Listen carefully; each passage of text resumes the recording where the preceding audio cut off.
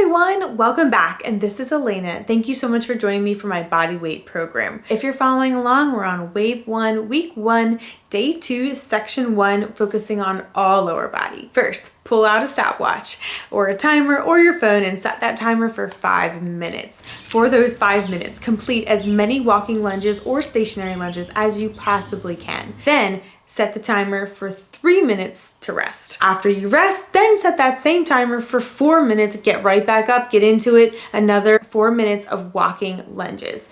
Now, ideally, you'd be going in the same direction with your lunges, but I totally understand many of you watching this are in your homes or somewhere where you don't have a lot of space, so just go ahead and do it in place. Just give it 110%.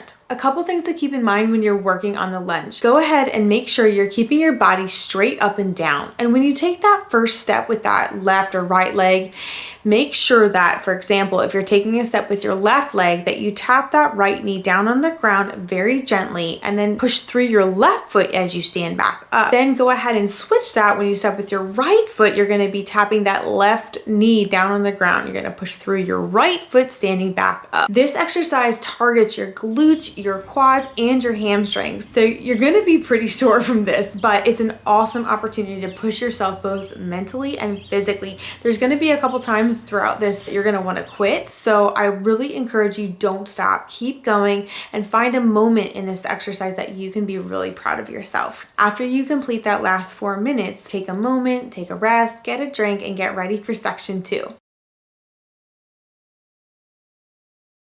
Hey everyone, welcome back to section 2. This section we have 150 bodyweight squats, 100 unbroken sit-ups, and 50 jumping squats. Now, make sure you don't move on to the sit-ups until you're done the squats, and make sure you don't move on to the jumping squats until you are done the sit-ups. This workout is especially fun to do with a friend. Now, some cues for the squats. Always make sure that you have your chest up and your core tight when you're performing a bodyweight squat. Next, it's important to be aware that you are dropping below parallel and getting your hips to get below your knees. This is important because it takes pressure off of your knees and allows your hamstrings and your glutes to engage. For a modification, grab a bench, chair, or box and use it for your squat portion. Basically, you're doing a box squat. For a more difficult option, you can choose a height that is just below parallel. Make sure you're not rocking forward, but use your legs and your core. For the sit-ups, I recommend having a friend hold your feet, but if you can't find a workout buddy, stick your feet underneath anything that will hold them steady. For the jumping squats, honestly, just do what you did for the bodyweight squats. Just get some height. Get off the ground. I hope this leaves you feeling like you were able to challenge yourself and push through some of the more difficult moments of the day. Training like this builds not only muscular endurance, but builds up confidence and perseverance, making the impossible possible. I hope this workout was helpful to you and encourage you for the rest of your day. Bye!